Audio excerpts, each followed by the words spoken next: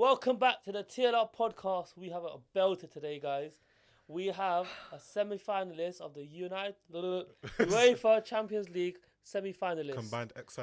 It was a tough one, guys. Can't lie. Shall I tell you why it was really tough to make a combined 11? I think this is the first time in a while where the Champions League semi-finals has been four of probably the best teams in the world. Yes, right? There's no flukes for this. Yeah, for the semi-finals. Every team that's in the semi-finals deserve it, and they all have equal chance to win it. They all have chance to win it. And we even saw it with the table earlier in the season with the Champions League. Obviously, we missed out, but Inter made it, Arsenal made it, and Barca made it, and they all came in the top four of the league phase. So it shows the quality of those teams. And also it showed up that Real Madrid and Man City were the ones that did badly, and they did well. But anyway, let's go. Damn. Goalkeeper. I've got David Raya. I went with David Raya. Safe as well. option. Yeah. Cool. The rest are like, ew. Right back. I've got Timber. Cool. Okay, like this is what gets interesting. Two centre backs. Okay, go on. Today you do yours. I got Bastoni and Gabriel. He's injured. Yeah, injured. Can't count him. What we did? We mentioned it. Alright, cool. Good one. You man go. I've got Bastoni and Saliba. I've got Bastoni and Kabasi. Ah! That's why I said it's techie, bro. Yeah, I can't. Because Kabasi is. I'll have Saliba. With no injuries, Bastoni and Gabriel is mine. Yeah. Agreed. I'll put in Saliba. But for me, Kabasi is like I don't want to take age into account, but the guy plays like he's a 30-year-old man. But then is Bastoni Bastoni better than Saliba? Yeah, Bastoni's the best out of all of them for me. He's the best, yes. Bastoni's the best centre back out of everyone that's left. He's better than Gabriel for me. In general, him and Rudiger, best pairing out there for me. Well, you forgot about Van Dijk, but good one there. Oh yeah. Bro, Gabriel's better than Rudiger, bro. Yeah, I'd say so. I think Gabriel is better than Rudiger. I think Rudiger plays for Real Madrid, so everyone says he's better. No, I disagree. He's a good centre back, very good. Last season he was the best centre back in the world. This season I don't think he is. If we didn't have exceptional fullbacks, we could have done like a free centre backs. But because the fullbacks are such good options, it's so hard. Also, even Timber being in there, fair enough. He's been amazing this season, but it was so hard to leave out Hakimi as well. I really want to put Hakimi Timber, in there. I got Timber over Hakimi all day. Okay, left back should be unanimous. Yeah, this should be ezy. Tunde? Yeah, Mendes. Yes, Nuno Mendes. Got Nuno Mendes in there. Okay, now the front six is long. Yeah. We've got a bit of time to discuss this. Okay. Shoe-ins is Declan Rice. That's not a shoe-in, bro. Today, I'll tell you this. He's the worst out of my three midfielders. No. He's the worst out of my three midfielders. Technically. But on a technicality, though, because one of my midfielders, a spoiler alert, doesn't play in the midfield. No, the reason I'm saying this, because technically for a midfielder, he's the worst. Like, on the ball. As a midfielder, I think he's up there in the world. He is. Actually, no. I'll take it back. Out of the three midfielders I have... He's the best midfielder. He's the second best midfielder I have on my list. But... one of them is a better player, but he's not midfielder, so it's unfair to call him a better midfielder than Rice. So who have you got in your three? This is dark. Go on. It's so dark. Okay, cool. It's so hard. I know what Ishan's got. I know what Ishan had to do, but I've not done that. Yeah. I was debating that. I'm excited for Tunde. I know me and you like the other baller because we talk about him, but I don't know. Pedri. Yes, I've got Pedri. That's a Pedri. Shake my hand. And my personal favourite is Vitinha. Vitinha had to miss out for me. Vitinha, crazy. I think Vitinha's cold, bro. You don't have Pedri in your midfield three? No, I've got Vitinha, Rice, and Barella. Pedri's the best midfielder in the world. I can't lie. For me, Pedri's the best midfielder in the world. No. Hands down. No. Pedri, potential's for me, Pedri's one of the best players for Barcelona this season as well. No. And he never gets mentioned for I've it. got Vitinha, Rice, and Barella. Pedri just, potential-wise... I got Vitinha, Rice, and Pedri, I've got Rice, Pedri, and I put Doué as a 10. I couldn't leave him out. You said Doué? I couldn't leave Doué. Wait, what? I cannot leave. Bro, you left Vitinha out? Yes. Vitinha. I can't lie to you. No, I understand it. I understand. Wait, but bro, you know I can't leave Doué out of the team. He's too good. You know when you said you moved someone from the wing into... I thought you meant like Lamine or something. Yeah. No. Yamal keeps his position. Here, this guy. No. No. He don't. No, my team hasn't changed. I've just looked at my team and Yamal's not there. Okay. First question. Are we accepting a left winger? Are we accepting Doué in a 10? That's his team, bro. We're not. Cool. This cool. is We're not. crazy. We're not. When it comes to end, just to speak on it really quickly. Like you lot are looking at me as if I'm crazy. Genuinely, Yamal is probably in terms of potential players, like for future goats, Ballon d'Ors, best player in the world. Yamal is here. Doué is here. No. The level is not that far between them. Bro. Doué is an insane talent. Insane talent. Insane talent, yes. But what Yamal has shown already, you got to put Yamal on a higher pedestal. Also, a lot of my team has come based off the competition so far, and Doué has been ripping it apart. Bro, I can't lie, not having Vitinha and I understand. Bro, I think Vitinha has to be in there. Putting Doué in when he wasn't even a starter in the first leg, and he wasn't started before that is crazy. Doesn't matter. Vitinha ran the the Liverpool game in both games. Both games. Doué ripped us in those games as well, though. Yeah, he came in as a sub and then he started the next one. But he causes havoc. He's so good, man. Nah, you know what it is? That's crazy. I understand I'm wrong, by the way, but I have so much bias towards him because. Huh? Barella's a good shot as well. Barella and Vitinha. Barella's a solid shot. Pedri has to be in there. Pedri, for me, arguably is Barcelona's best player. Okay, so genuinely, basically, on our combined 11, we've got a midfield of Pedri, Vitinha, and Rice. I think we should go with mine. Was that what you got? I had Rice, Declan Rice, Vitinha, and Pedri. Yeah, cool. Yeah, that's basically the midfield three we went with. I think so. By the way, I agree. Vitinha should be in there. I think Barella also deserves to be in there. It's bare hard. But I genuinely. I think Barella's the best centre mid. You know, next year we're gonna look at Doué and we're gonna see him and Yamal fighting it out for best player in the world. The honourable mentions are good. Yeah. For semi-final, this is very good. Yeah. Okay, let's go left wing. I can't lie. It's the Ballon d'Or. I put my phone down. It's the Ballon d'Or. For left wing, I had to go with the Ballon d'Or candidate. You know what it is? It's the guy that's gonna. For me, firstly, I think left wing was easier to pick from. Yeah, easy, 100%. Yeah, because there's not many options. But for left I'm surprised you didn't put Doué above Rafinha. No, because Doué will be a better player than Rafinha. No doubt in my mind. No doubt in my mind. Cool. But Rafinha, you can't ignore Rafinha. I'm just curious. It's easier to shoot out Vitinha. No, it's not. Than it is to shoot out Rafinha. Yes, it is. It definitely is. Not for midfield option though, innit, bro? Yeah, no, it definitely is. Rafinha's by far been the best left winger in the world. You can't really argue it at all. We got Rafinha left wing. Yeah, he's locked in. But for me, Rafinha is a Ballon d'Or contender, but he's not the best player on their team. I know it sounds weird to say, but he's not. Okay. I would have Yamal and Pedri above him. His GNA and consistency this season is just through the roof. Yeah. Who have we got strike? I got Lautaro Martinez, and I think it should be unanimous. I've got Martinez. I didn't want to put a striker there, but he's. I can't lie. You could have put Dembele there. You know, for him, it was Pete because Dembele doesn't really have an option there. Yeah. But even Lewandowski, he's been. No, that's what I said. The Lewandowski, and I was like, it's long. But for me, I think he gets disrespected so much. Firstly, because of things he's done for Argentina, he misses so many high-profile chances over the last few years in his career. He is one of the most underrated strikers. He's a serious striker. Marino? Nah, man. He's a good number 8. But he has to get in for me. You can't. I feel like I'm disrespecting him and disrespecting Inter if I didn't have Martinez in there. Especially the goals he scored were crucial goals, especially in the Bayern tie. Crucial goals. Yeah. Right winger. Someone had to miss out, and a Ballon d'Or contender had to miss out on the right wing. Bro, is the way I'm gonna put it, because that's just how it is. It has to be the star boy himself, man. I've gone Lamine Yamal.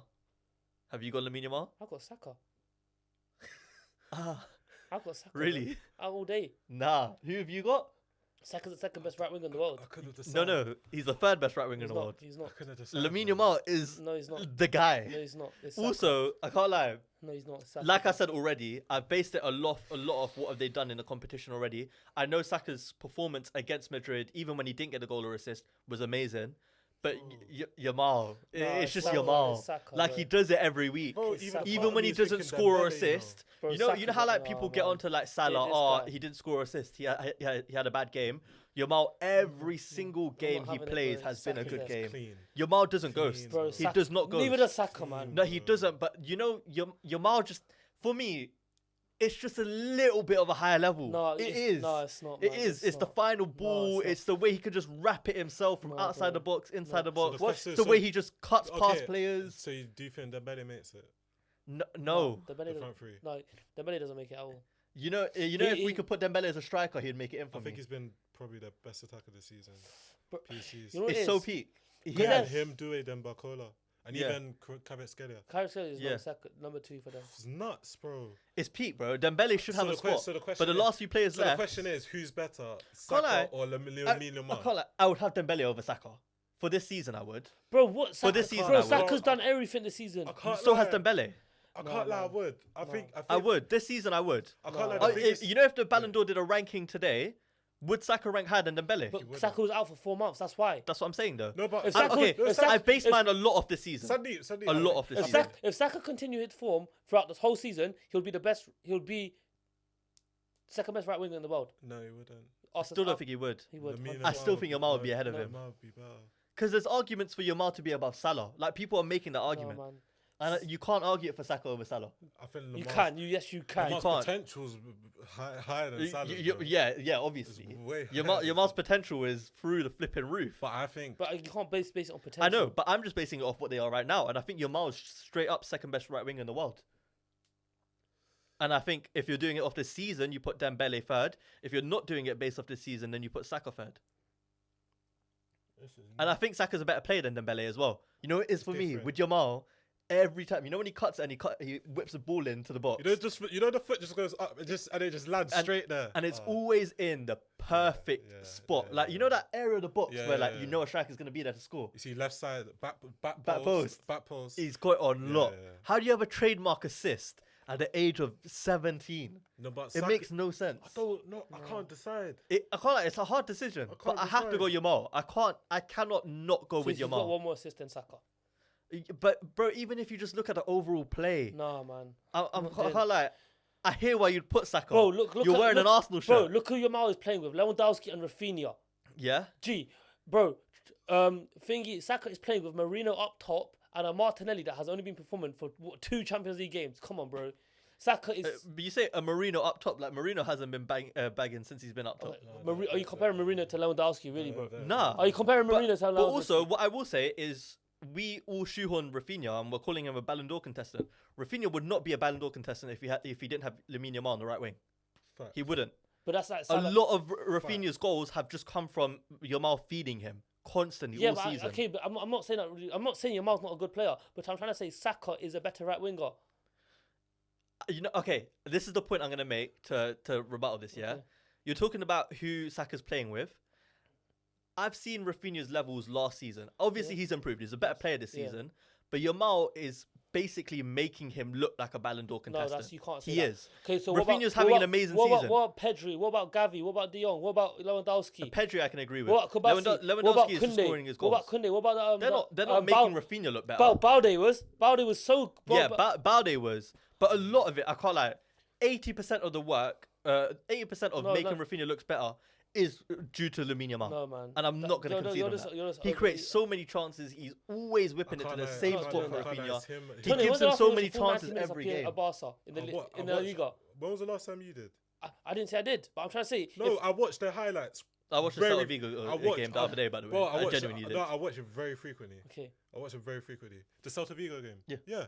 Okay. No, I watch it very frequently. Give me an Arsenal Barca final and let's see who celebrates. Because I guarantee you, Saka is. You cannot guarantee anything. Okay, the way with your history of Barcelona in the final, you can't guarantee anything, bro. The way how I see it, I think Lamine Yamal technically is better. I think he's better than Saka, but Saka's game is so refined that he just does his job to a T. I've never seen someone look up Saka. Bro, like that. I don't think I've seen someone look up Yamal yet. But this is it. I feel like us saying that Lamar is better than Saka isn't saying that Saka's shit. No. It's literally just a minute. Is it at the day? It's just what else can Saka do? What else can Saka done this season to be better than Yamal?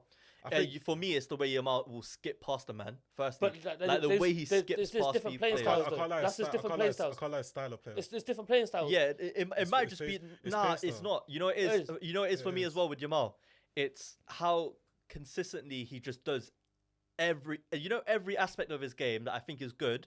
Every game he will do those aspects at the highest level. Like, there's never one thing that's missing with him in a game. Like, he's never finishing badly in a game. He's never whipping in a ball badly in a game. He's never like struggling to dribble past a player.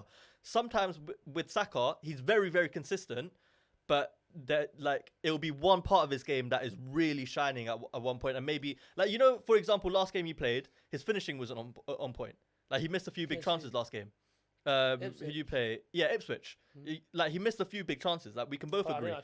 Even okay, cool. Even in the Madrid game, he missed the penalty, right? He ended up scoring after. But like, there's little things like that where manager, right? Manager. Yeah. You got Hansi Flick. You got Inzaghi. Arteta, and you've got Luis Enrique. I saw this on what is it, YouTube the other day. Yeah. I can't lie, it's kind of a meaty it's a kind of a meaty argument to have. Listen, you'll take all 4 of them at your club. I don't want to hear it. Bro. They're all very, very good managers. I've got Inzaghi because I've said I wanted Inzaghi at Arsenal for like even just forget that. It's the job he's doing to get them to play at the same level as the other semi-finalists is a lot better of a job than the rest of them. Like the team he's working with is good, but it's not on the level of the rest of the clubs for me. Like they've got world class players. PSG's got world class players around. He's made them world class. He has, but Inzaghi also the budget Inzaghi works with is very minimal. Are you talking Champions League or are you talking League? What are you talking about? I'm talking both. For both. He's a better manager, bro. There's no cup manager, league manager. It's a straight manager, bro. No, I think so. He's on to win the league as well. They're tied up with Napoli right now. Yeah, right? Napoli. Yeah. Conte. Yeah. So it's not like he's still in a league title race. He's a Champions League semi-finalist, and he's won a cup this season already. They're on, they're treble. Yeah, all four clubs are on for a treble. No, 3. Who Arsenal. isn't? Arsenal aren't. You technically are. How? Treble? How? They're not. By the time this comes out, we would have won the league. But as of right now, you're not technically out of the league yet. But treble. Snap! Yeah, you're right. Yeah. I'll give it to Hansi Flick. I think what he's done with Barcelona is so good. Yeah, for my opinion. For me, it was between them two. Yeah, but when you got if you see that Barcelona team, I can't lie. If you didn't get that clicking, you're a bit of a shit manager, bro. No, I don't think so, bro. I think because you know when people are putting Milan Inter as nearly as favourites against Barca, that just shows, bro. I think they conceded. No.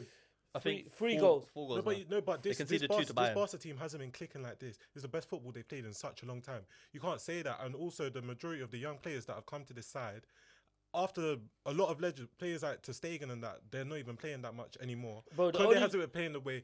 But to be able to bring players like Kubrasi as well, Balde. Balde's been there, bro. No, but none of them were performing to this level. And the same with Rafinha. But to be able to perform at this level, I don't think you could say, this Barca team. Bro, Pedri, Gavi, Lewandowski, and Yamal, bro. Bro, he made this Barca team. I agree with you. In terms of attacking football, you don't get a better manager than Hansi. He made attacking football. But, he made it into let's be real. Which performance is better? Barca's any Barca performance in the Champions League this season, or that PSG performance? Which one was better? The way that they dismantled Liverpool. I don't think Barca dismantled Liverpool like PSG did. But I'm talking generally, because if I'm talking in the cup, I'm slightly. No, but you see how you said attacking football. I don't think any other team can play like the attacking football PSG did against Liverpool. To be fair, I think Barca can. The reason why that fluidity between that attack is but on the flip side, I would even give it to Arteta. Absolutely, he's number 4. No, defensively. We're the second best defensive team out on all 4. We're the third best attacking team. And they're not in the league title, and they're not on for a treble. You can't have him anywhere. It goes Inzaghi, Hansi Flick, Luis Enrique, then Arteta. But guess who's going to win the Champions League? Arteta. Yeah, we'll see. I think Barca's the best team left, and I think that's a lot down to Hansi Flick. They're the best team in the world for me, and it's down to Hansi Flick. He made that team. But the last point now? Sorry, in terms of best teams in the world, third. Yeah, third. Barca, PSG, Liverpool. Last thing I'll say on it is I think what Inzaghi's done is he's improved that his team are outperforming their normal level way more than Hansi Flick's getting his Barca team to do. 05-06, bro. Somewhat. Yeah. They come out of nowhere, just absolutely taking it. He's drawing blood from a stone, basically. Bro. Yeah. Marcus Thuram and Martinez at top. They shouldn't be doing this. They shouldn't. Yeah. But also they've got players that have been doing their thing for time though. Like Barella, Chanaloglu. Yeah. They've got a few, but even Bastoni. Bastoni's been doing it for a while as well. My man, the Fridge fam, and Dumfries. Nah, the team's alright.